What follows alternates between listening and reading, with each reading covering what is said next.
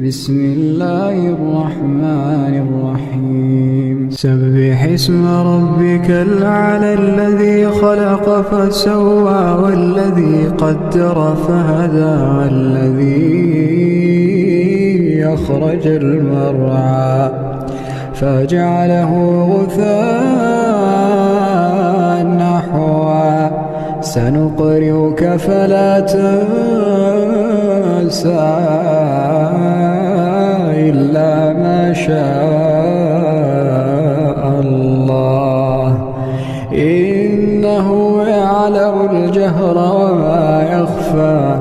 ونيسرك لليسرى فذكر إن نفعت الذكرى سيذكر من